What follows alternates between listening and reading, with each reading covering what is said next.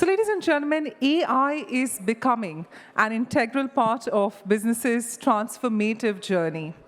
And the marketeers are truly playing a key role.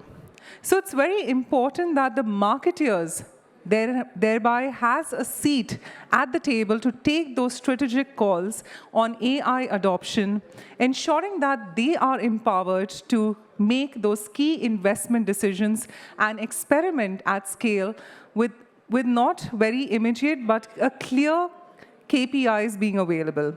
So wherein our next discussion, ladies and gentlemen, why marketers have a seat at the table in the growth of AI, wherein we deep dive into the needs for marketers to have those strategic roles in the AI development and also giving a perspective on the AI marketer relationship in India. So with that being said, ladies and gentlemen, let's welcome our eminent panelists without further ado. First up for our moderator, let's give a warm round of applause to Amiya Swaroop, Partner, Marketing Advisory Services, EY LLP. Come on, ladies and gentlemen, a big, big round of applause for Amiya. You're giving the... Well, Amiya just said that, okay, the secret is out. He's the one who's going to be giving the giveaways. So you need to clearly focus on Amiya today and his talk. And of course, he's going to be curating the conversation. Let's warmly welcome our eminent panelists as well. First up, Girish Kalra, Chief Marketing Officer of Tata AIA. Mr. Kalra, always an honor to welcome you. Thank you so much for joining us. Madhu S. Datta, Head Marketing and GM Brands of Raymond Limited. Okay, Madhu's not joining. MVS Murthy, CMO of Federal Bank. Thank you so much, Mr. Murthy. Looking forward to hearing your insights. Mr. Murthy, if you can just be seated as per... I put my legs like that. No, we want you. All right. Ruchika Gupta, we'd like to once again invite you, the Marketing Director of India Beam Suntory. Let's give it a warm, warm round of applause. Thank you so much, ma'am, for joining us. And Sunita Bangad, MMA India Board Member, Group Head, Consumer Insights and Brand Development of Aditya Birla Group. Thank you, Sunita, for joining us today. And with that, I'd like to leave in the able hands of Amiya to take it forward. Thank you. Lovely. We have a very interesting topic today, and we were all debating and discussing on, really how impactful a role of a CMO today is. We recently released a FICCI M&E report. Wow. Absolutely.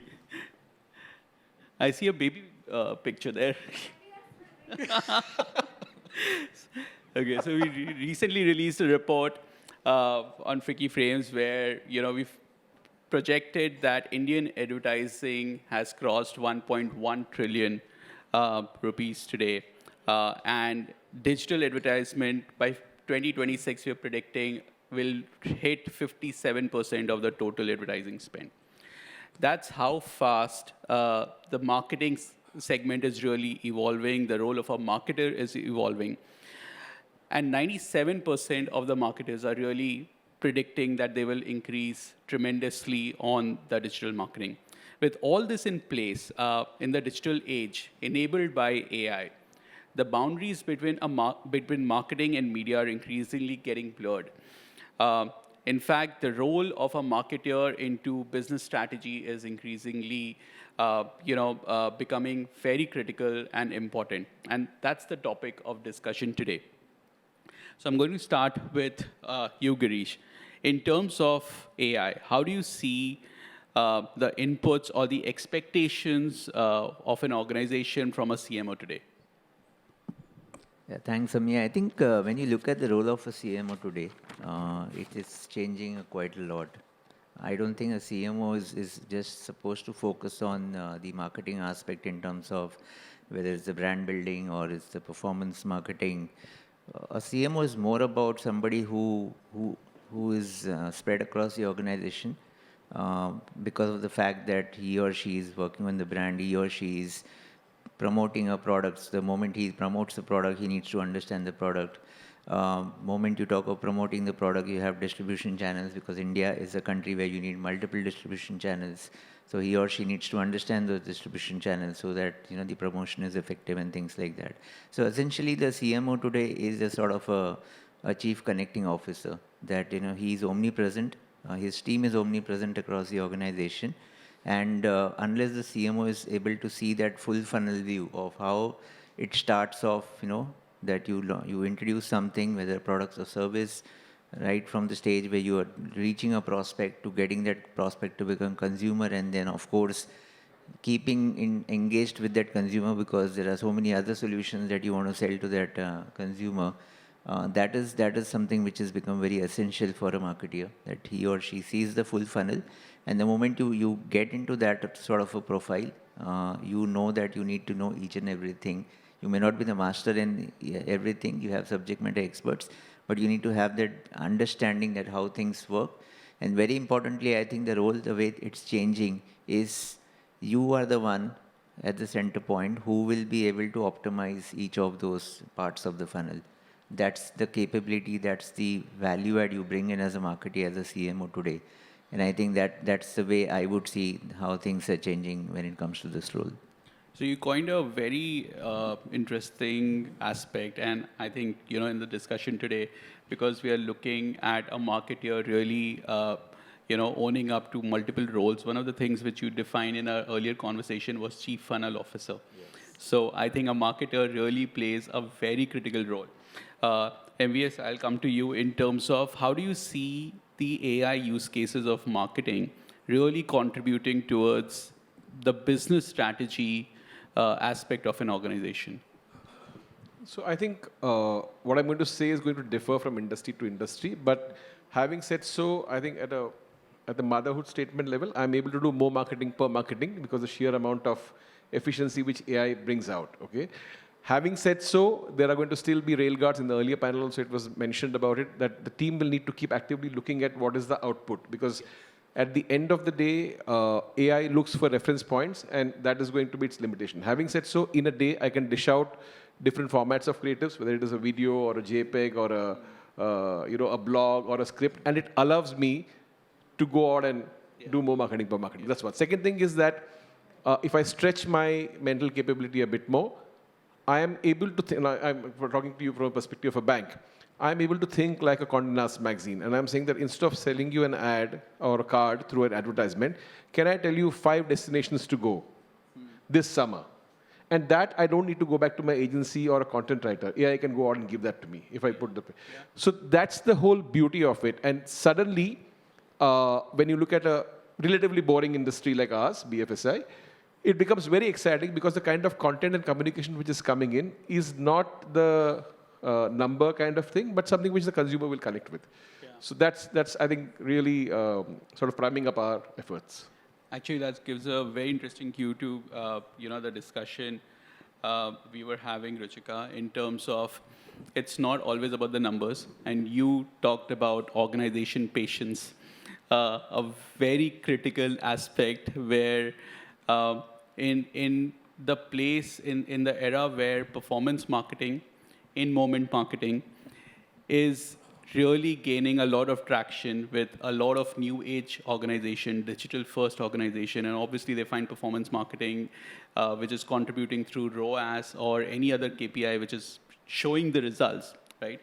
And a lot of organizations are really spending 80 to 90% at some of the organizations on performance marketing and very little on brand marketing. How do you see that evolving really within an organization? I think the new role of CMOs is to bring in artificial intelligence, equally keep it away a little bit. That's also our role. And just to talk about how you bring it in, we were talking about in another peer group, and there were big jewelry brands in the country that were talking about how the shelf life of design has gone from months to days, which means and maybe hours. There's an expert speaking here. So hours, and you need tech support to turn that around. You want that tech, you want your tats to come down. When that happens, there's a chain reaction for the entire organization. Everybody needs to be agile. You need to be ready to produce. You need to be ready to take it to market, and the entire P&L that's around it. So that's how you're bringing in tech. A lot of digital agencies, good news or not, will have the opportunity to evolve, because a lot of content now is being done by brand marketers themselves. If there's a Chandrayaan that's landed, you have 2 hours to get that post out on Moment Marketing. You can't wait for 2 weeks to get that post out and get that quirk right. You can do 50% of the quirk, but you need to get it out very quickly. So timing, agility, that's becoming very important. But that is also where you make a lot of mistakes, and that's where a very good point by Ameya around organizational patience, and that's our job too. How do you slow down the organization a little bit and say there is a long-term goal? And Sunita made a fantastic point earlier about valuations. Marketers are responsible for creating valuations. You need to slow down, create that perception for the long term, so there is brand love.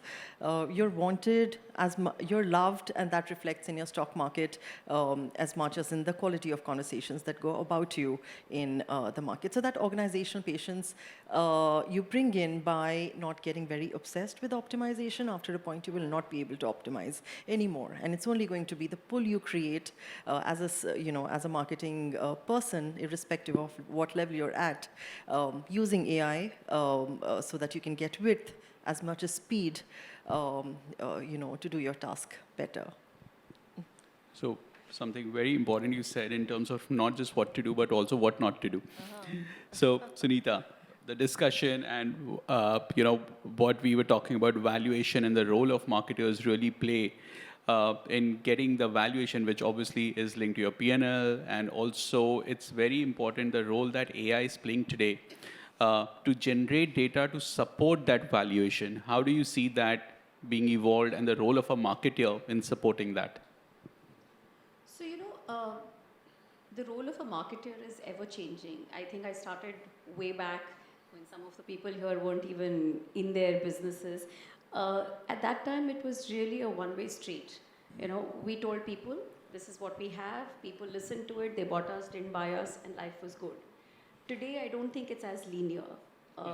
And it's, with AI, with tech, with all these new things that are coming in, it's becoming even more difficult because the acceleration pace is going up even more. Yeah. So, honestly, that cartoon which was about we should have a seat on the board is very relevant, because marketers are the only people who have their ear both inside as well as outside. So they know what's really happening outside with consumers, they know what's really going on inside.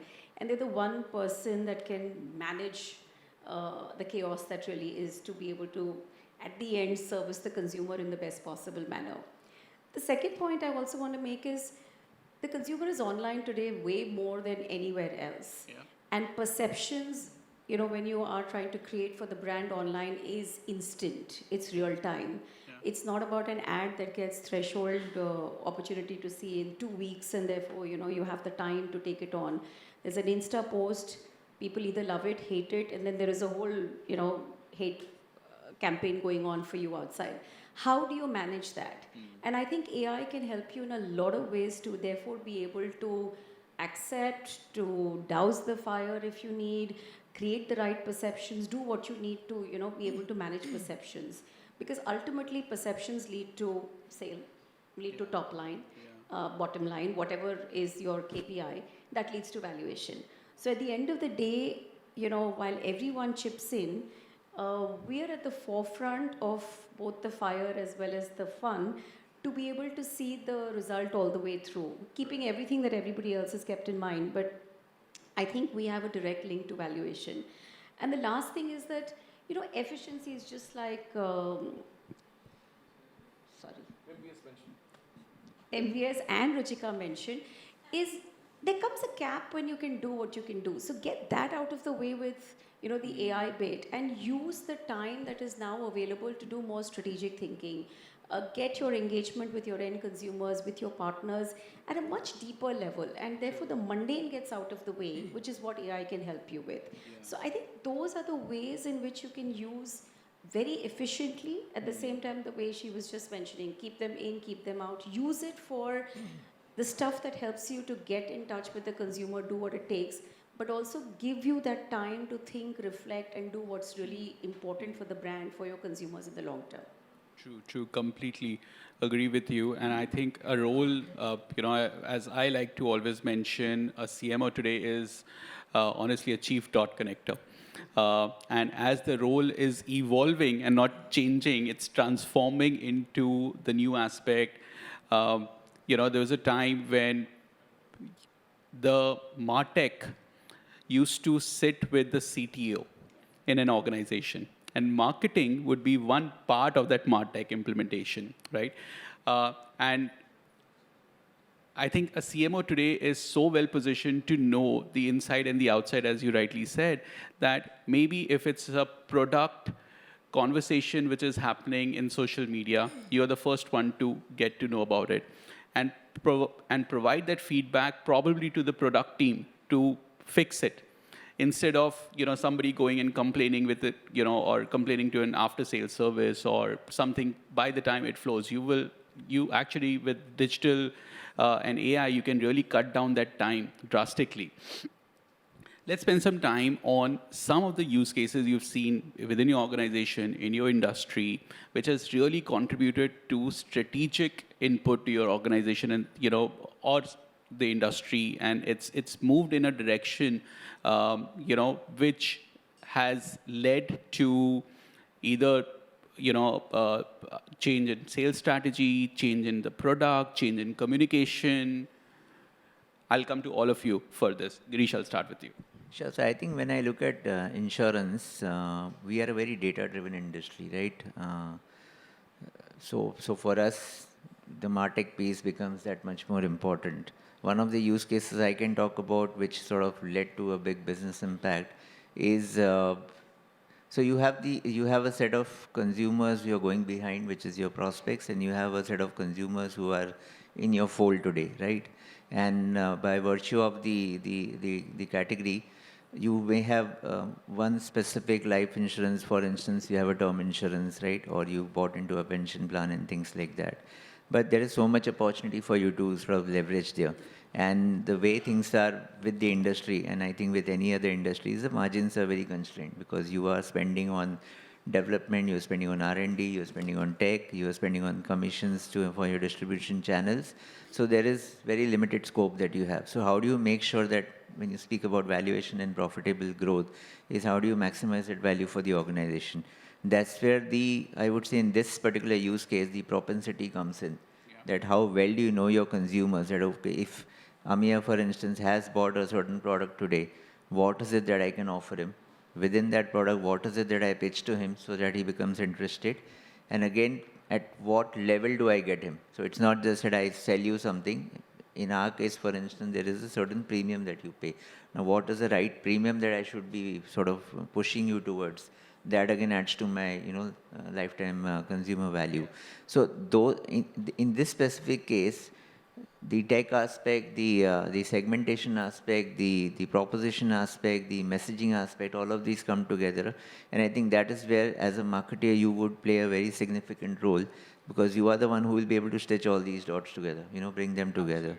And this, of course, is a big value for the organization because if I've derived X amount of money from a consumer, this could definitely lead to 1.2x, 1.5x, 2x, as the sky is the limit. Including to a point where probably based on what you're hearing from outside in, you can actually design a new product. Absolutely, yes. So a marketer can actually, in banking, in insurance, you may have a need and, you can just come up with a new product. Yes. And work back with the product team to make that as a reality. And then you have a lot of data in terms of where anyways you have to market because that's where it emanated from. Yeah, in fact, I can give an interesting case on this front. I was in Raipur about 8-10 months back. So we have this a solution like a pension plan, right, which you buy to make sure that your retirement is good. You normally start thinking of pensions from age of 45, 50. And suddenly I land up in Raipur and I'm speaking to a consumer and he says, I'm in my 30s. I don't see myself working beyond 40s. So I need to start thinking of my retirement now and not at 45, 50. Now, it's suddenly a game changer that now you're looking at a pension product at the age of 30 and not a 45, 50. So that I would say is a classic example. Also, acquisition would be much cheaper if you do it this way than you go and get new people. So it just makes more I business completely sense from agree. that perspective. Yeah, absolutely, absolutely. I think marketers being in the forefront. There's so much information which is available today, and as you rightly said, use AI to cut time for that analysis. Which would earlier not be possible or feasible as well, right? So I clearly recall years and years, marketers have been struggling to, decode data. They don't reach a point and the campaign goes live anyways, because your campaign go live date does not move, right? So, MB, your point of view. So my thought, and I want to take a cue from her, which she mentioned that a marketeer's job is to take the inside out and to get the outside in. Okay, and now when you look at consumption of technology, consumption of data, India is lucky to have a very, very progressive regulator. And if you look at the larger environment, what is happening, and when I'm saying regulation, it's not as a function which stops you from doing something, but look at the progressiveness. Today, there is an announcement which has happened about digital currency, which means that there can be a future where you don't have coins, where you don't have currency, and some of us must be on the stack also, where you're actually seeing currency and you're swiping it to pay. So imagine somebody who's not literate enough using a currency like this. That's one example I want to give you, and where the change is coming from. Number two, about a couple of weeks back, Nandan Nilekani sir has announced the setting up of a Finternet, which means each of us here are individual ecosystems. And I have a separate Demat account, a separate bank account. I do shopping separately on Amazon and something of that sort happens. But all of it will collapse into one place. And it is not that out of the whack they have thought of doing something like this. Before that, they give you Aadhaar, they give you UPI. So look at the amount of change which technology is bringing in. Okay, and that's going to be the whole opportunity which is there.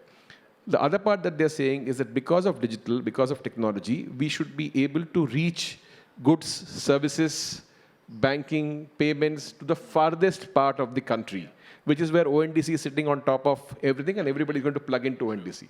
It doesn't stop there. Now RBI is saying that while you may have your cloud and your hardware and stuff like that, we are going to create a super cloud and everybody plugs into this. This goes back to 5 years back where we were saying that data is a new oil and security. So everything is going to be housed.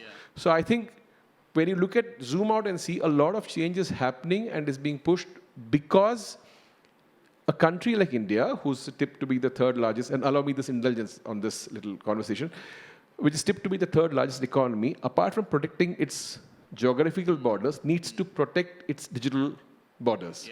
That's where the whole change is happening. Now, when you come back inside, as a CMO, when I'm sitting and working on my dashboards, I am saying that, boss, communication to karna hi hai tumko. But look at all of these changes. How will you create a great experience for this Finternet ecosystem, which is going to happen only for AMI? So what we were talking of even 20 years back, one view of a consumer, personalization, then the name came in. This is hyper-personalization. And now you layer this with AI, which means I will know, and I'm going back to the earlier point, I will know how much currency, digital currency, do I need to create, depending on the GDP growth that I'm projecting for the economy. So suddenly, the biggest marketeer is not the CMO actually, but the government and the regulator, which is drawing people in. And we are not stopping here. As a country, we are going and plugging into the US and the UK. Tomorrow, today's 24th, 25th, 26th, the India stack is being presented at the United Nations in New York. It's a big thing. It's a big thing for a country which was asked to sit right at the back. Today, you're going to present the India stack. And what is it? It's not about technology only or just about, it's about how the economy of a country will power. So those are the changes which are happening. So I completely disagree with this picture which keeps coming here and there also as a reflection for me, where the CMO is, he's never going to sit and fit into that share.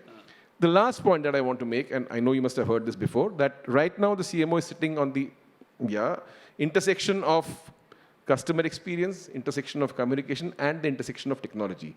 Nobody is going to tell the CMO that you need to go out and do this. The other part that the CMO needs to do, and the marketing firm needs to do, is to jam with the technology services providers. It is to go and pick up the phone on Mr. Nilekani and say, sir, can you come and do a workshop, a masterclass for my C-suite here?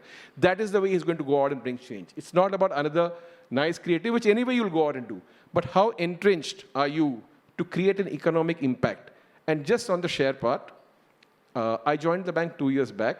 The share is up twice. बाकी आप समझ लो. So you clearly decoded the valuation game. No, absolutely. So I think one of the very critical points, MBS, which you mentioned is that nobody's going to pull you in, right? It has to be self-initiated. It has to, and the indicators, the data, the trends, the analysis, it's sitting with you. Just to, we are actually, the CMO is at a MSD moment. If he walks in, it is expected 600% strike rate hoga. एक गेंद भी आएगी उसको 6 मारना है उसके अंदर. That is what is expected of a CMO. And this whole thing of, because look at it, before the present government has crossed 272, 272 has crossed already twice. So, that's the kind. So I think we are all at a very, very exciting time. And we really don't need to bother about, sorry I'm saying this, but the guy sitting on top, but look around us and be the ones who's initiating the change. Sorry, yeah. No, absolutely. So I'll come to you, Ruchika. Very interesting point. There are 3 words which are being used repeatedly today for a marketeer, and 3 terminologies. One is obviously strategy, business outcome, and how does marketing fit there? How are you seeing your organization or your peers, and you operate in a very, very tricky industry of Alcobev, where you can't advertise, right? So how are you seeing the role of a marketeer really driving business and strategy outcomes for your organization? I think that's very organizational. In some firms, marketing already has a seat at the table. Those are the firms that I worked at, coincidentally, and maybe lucky as well. Maybe there are others where marketing hasn't reached that phase, but the way to get there is, I think, being very anchored outside. And there's a lot of data available, a lot of content available. How do you process it at your end? You use AI, for example. A lot of the emails that we are writing today, and I admit we are using ChatGPT. Sam Altman is writing my emails to a lot of people, and we do vet it. We do ensure that there's no confidential data that's going out. But when you have so much of content, you want to present it to make an argument, that you use AI. So that's one way how we are using, we're participating in strategy. The other is everybody has to walk with you if you really want to walk this technological innovation. And de-intimidating with technology is another task of the marketer. We are the communication function. We can tell everybody how you can use AI to your benefit without using too much jargons, creating an environment of upskill, doing a lot of internal marketing. That's also something that's on my agenda, by the way, in my KPI sheet. So that's the second way we participate in strategy, because if everybody is tech-enabled, there is so much of information from outside. There's so many touch points your employees, are exposed to. That's the intelligence that comes. And that democratic framework is a huge input into strategy. So I represent a Japanese firm. We have a word called Gemba. Gemba is a Japanese way of being successful, which is being anchored outside, get that into your organization, make a strat around it quickly, and succeed. So it's our source of Gemba to democratize tech in my company. Great. And one of the use cases which really came up of AI and Gen AI is the amount of, the top use case was creating and generating content, right? So much so that today, a marketing function is generating more content than a media company. Okay, that requires, and at one point we were talking about data scientists, and we were talking about analysts, getting onto a marketing function to, operate. And now we're really seeing that with so much content being generated, is the CMO the new owned media owner? How are you seeing that playing as a critical strategy for your organization? Sunita, I'll start with you. I think we have many, many titles to the whole thing. Of course, we are owners of the content that we create because, again, I'm going back to the CMO is the one person who really knows what's happening. So if I was to look at all the use cases that we can do from a marketing perspective, let alone the other functions as well, if you are doing real-time listening, social listening, you're putting content out there, you're listening to what people are saying, from there you're drawing insights. You go meet people traditionally or otherwise, through various ways of trying to understand stuff. AI can help you to really churn out what are those insights that are coming in, basis which either you can create content, basis which you can create new product development, basis which you can alter journeys if you have to. And if it's an agency person doing it from the outside, they're doing it in a way of saying, okay, these are the 5 buckets, this is what really works, let's just do it, which like any other brand can do. But you sitting in that seat and really listening to what is it that people are reacting, what is your brand ethos, you bring in the contextualization of that particular thing and put it there, it's far more relevant than any third person in any agency who can do that. Plus, of course, coming 3 days too late.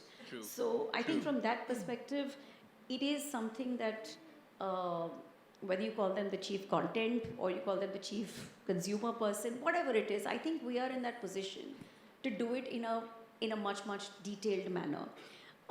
The second thing is also how you use AI for external ecosystem collaboration. And I was at a different, conference somewhere, and I heard this example which I thought was fascinating. So Uber and Spotify have actually connected. This is not in India, this is abroad. But to say that, if I'm traveling to a city and I've had a whole day's work and I sit into a cab and I actually get the music that I like, what coincidence and how much more fun it is for me to actually enjoy that ride even if I'm stuck in traffic.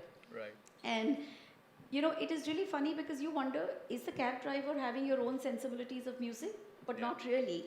It's Uber, when you book the Uber, that connection with Spotify, that understanding of my playlist and my, kind of song preference, and that gets played for me. That's an amazing thing. So it's not just what you do internally in your organization, but how are you connecting with the ecosystem of your consumer when you understand what is that life of the consumer? And to be able to give that experience of delight across the board, whether it is with my product or it is with anything else that he or she is interacting. So it's amazing stuff. We have a lot of retail. So at Aditya Birla Group, we are from metals to fashion to designer stuff to what have you. I'm just thinking of the possibility if we had, because we sell cement, we sell houses, we have telecom, we have fashion, we have financial services. Now, if we could join the dots for the same person and give him or her what he or she needs or what he or she may possibly need. We also have something called, we have F&B. And again, there was this amazing example that I heard of a brand called Hunger Station that is using AI when you're browsing through the menu on their app, can actually detect what is it that you really want, and just like Netflix recommends, it recommends what you should order because that's your mood for the day. And it is just levels of, I wouldn't even call it delight. It's something that it's unexpectedly, being serviced to you in a manner that you would never imagined, which will definitely make that person stick with you as a brand and look at the lifetime value that that person might give you because you are really anticipating what that person could need, what kind of stuff that we can collaborate with. And I think that's the fantastic part of AI beyond just the efficiency management, which is where a lot of people get stuck at. So the possible use cases that you can imagine, and I think marketers can go wild with it to say, what's the ultimate that I could give my consumer? I'm sure if you have that use case and you sit with your tech team, your IT team, your data analytics team, and whatever else, and get that to the customer and be first at it, what stops your brand from, acing it in the market? So that's what I would want to say, that it's about collaborations internal, it's about collaborations external, but at the heart of it, owning the consumer, having that insight and building those case studies that really delight that person time and again. Absolutely. Absolutely. Yes, you had a point. Yeah, so I just wanted to add to what she was saying, and it is this, that I think marketing teams are becoming content factories, and this is the question that you asked, saying that are they owners of? Definitely, they become content factories because the media is fragmented. Right now, I need to think of this screen, my mobile phone, a newspaper, and all of that. So I'm becoming a content factory. The second thing that I wanted to also bring to the notice is that a lot of what I go out and do is also a function of the kind of partnerships I strike, because now the CMO is also actively involved with what does he want to do with a television channel. And there he does not want to just be an L-man. He says that let us create content like this because I am a cement to food kind of a conglomerate, and my overarching theme is Ghar Banaiye Sundar, just for the sake of this. So everything around that experience is what is getting created. The third part which is happening, and which I think when we step back we'll realize, is that AI is not at a WhatsApp moment. It is still evolving, and there are so many use cases. So it may bring you efficiency in one particular piece, but invariably you look at it and say, how dumb can this be? But it's artificial intelligence. So it allows you to go on. So therefore, the limited point I'm saying is that yes, we are becoming content factories because we are powered by technology. However, the editorial, we still with the CMO. He needs to decide what is the quality of output which is going to go. So if you don't do that, either you'll get ripped off, ridiculed, or people will say, wow, what a content has come out. So kabhi-kabhi aisa lagta hai ki apunich sala bhagwan. I think if I can just add to this point on the content thing, I honestly think that even if you don't have AI, even if you don't have tech, it doesn't matter. We as a fraternity need to become content factories because of the simple fact that if you see how things have changed, marketing was essentially an awareness creation function. Yeah. We used to advertise to get consumers to know about the brand, the product, and that's it. Yeah. Today, if you see, a marketer, like I was saying, is a full funnel officer. Yeah. Right? So it's not just about creating that awareness. It is about creating demand generation out of that. It is about nurturing that consumer who's now become your customer. It's about deriving, that life cycle value part comes in after that, because you can't sell one product. You have to make sure he's or she's retained with you, is talking about you to others, because media, of course, is expensive. And I don't know if the big giants are here, but the big giants are the ones which take up most of your money, and they make you bid amongst each other, and they are the ones who profit. So you, of course, you can't be doing that all the time, right?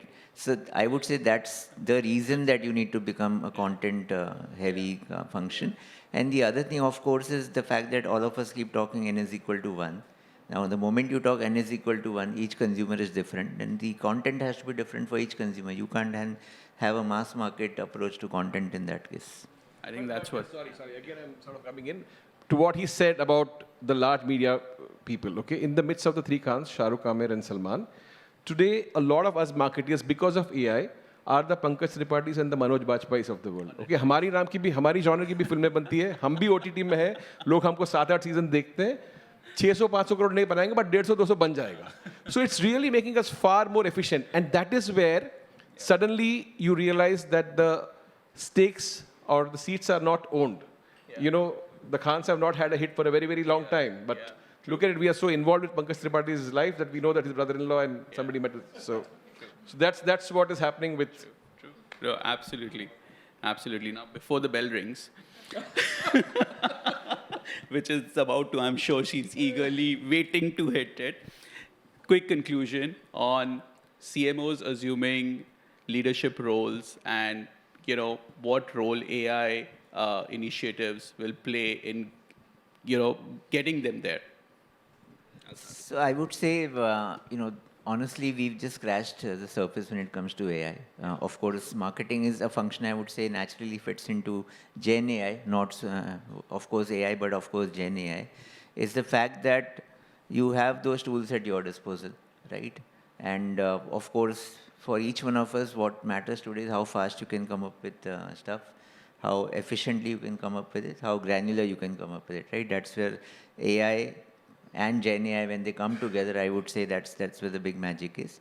I think, like I was saying, we are a full funnel officer today. We're not just content creators or communicators. The fact that you want to create that business impact, and like she was saying that you are the inside out and the outside in for the organization, is how do you, for instance, if I were to put a use case in front of us to say that, can I, as a marketeer, create an alternate distribution channel for the organization using AI and Gen AI? Now, it may seem far-fetched that what is he talking about, But honestly, it is something which is easily possible, because the moment you understand your business, the moment you understand how the consumer reaches out to you, buys from you, you of course have that understanding of how distribution channels need to be created. And using AI and Gen AI, you can actually create those distribution channels. Of course, it will be an enabling process. You will still say have people on the ground who will do it, but with tech, you can equip them much better. We all talk about attrition across our industries. The problem of attrition, at the same time, the demand of productivity that the new person comes in, starts delivering. I think that's where AI, Gen AI can come in. So your role as a marketer is not just as a communicator. You can actually play the role of a HR person in this case. You can play the role of a trainer using Gen AI. You can play the role of a sales guy and help sort of work out a enabling distribution channel for your team. So it's up to you. I think technology has really enabled or allowed a CMO to do many things they've been wanting to do for the longest time, right? Your thoughts?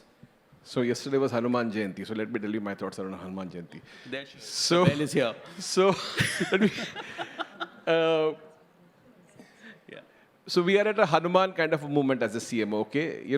Before all of this happened, somebody had to come and prop us and say, dude, you know what, you can go out and do this jump and do stuff like that. Now I'm strutting around like a Cheshire cat. I know exactly what I can go out and do, and I know the impact that my power can have. That's one. The bigger thing which is changing is, thankfully, because of all of these changes and the expectations from a CMO, I have a great boss-subordinate relationship.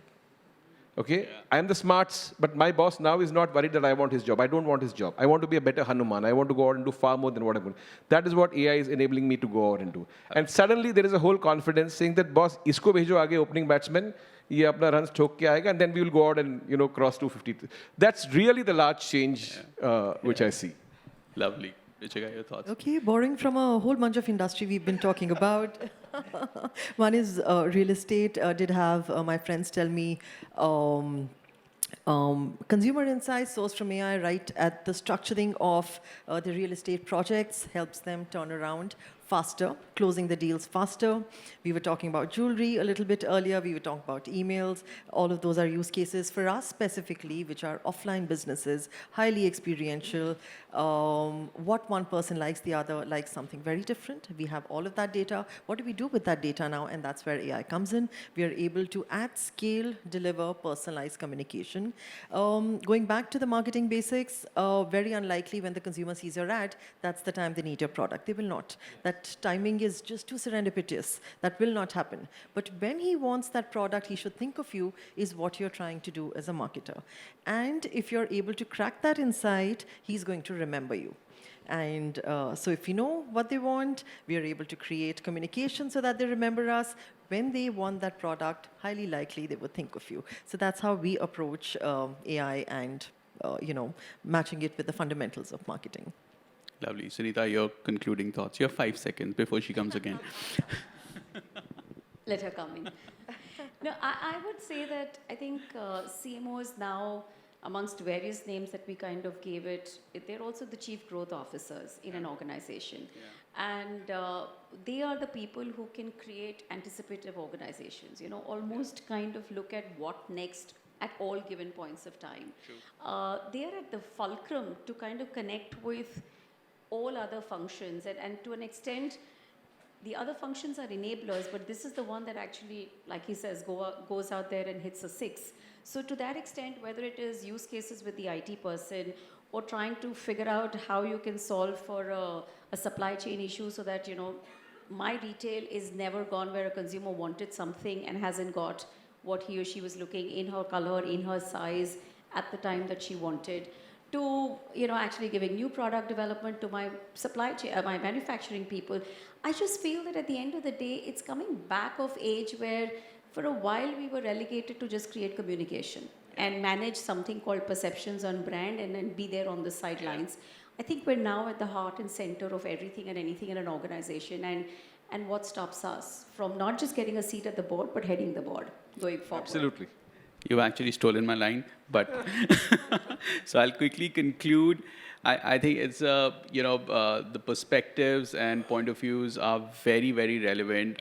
The role of a CMO is really evolving from overseeing traditional marketing to becoming strategic business providers in an organization. And I really personally very strongly believe that the role of a CMO in business growth is absolutely critical today, and one cannot do away with it. Thank you, everyone. I hope everybody had good insights coming from this session. I really thoroughly enjoyed this interesting and very interesting topic. Thank you, everyone. Thank you. And, I had this tough task of course, trying to manage time. Apologies, I didn't want to boss around the bosses. You guys are the leaders, so apologies on that. But Amya, you have the tough task, and rather the pleasant task, I would say, of now curating the quiz. So would you like to go ahead and so that we can have the giveaways to be given? Absolutely. So, we were actually thinking about what questions we should put for the quiz, and Sure. it's actually not a quiz. So the way we are going to put this is very relevant to this topic. I'll leave this open to the audience. We'll have 2, 3. We have 2. Okay, so 2 lucky winners will get the prize if they answer correctly. A marketeer today who has reached the C-suite and leading an organization.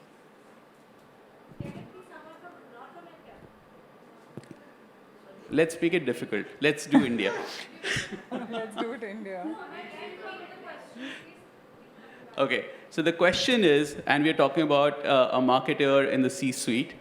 So name 2 marketeers. To win a prize, you have to name 2 marketeers from India who were marketeers and today leading an organization. Okay, 2 marketers. Who would like to name those? Okay, the lady in the green, teal rather. Yes, ma'am, your bet.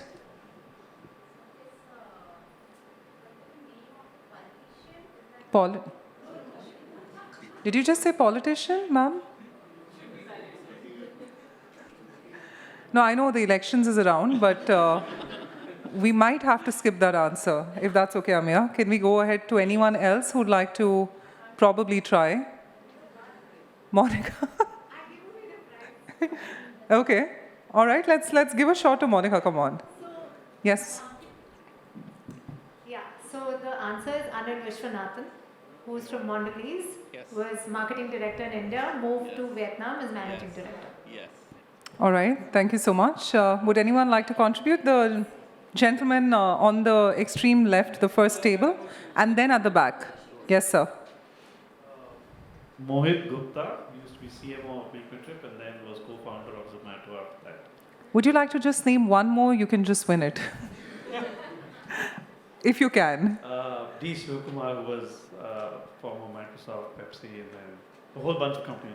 Yeah, that's true. So, Okay, we have one. yeah? All right. One more. Okay, we're going to ask one more person. Yeah, the one at the back. Would you like to take an attempt? We need 2 winners. I just wanted to add one name to Monica's answer, Sudhir Sitapati, Godrej Consumer Products. I think that's the most inspirational name that comes to mind. Maybe a big hand to all the CMOs who made it to the CEO. Absolutely, Yeah? absolutely. And I think that's very pivotal. So we're going to be giving it up to both of you. We've got 2 giveaways. So we'd like to call you on the stage. Post, we've had the round of felicitations. We get these guys off. They're sitting for a long time. No. We'd, of course, request Amya to do us the honors at the end to give away the giveaways to both of them. But meanwhile, if I could have Mahesh Narayanan, Chief Marketing Growth Officer of Netcore Cloud. I know, Mahesh, now you would have to come again on stage and help us to felicitate and give a token of appreciation to all our panelists.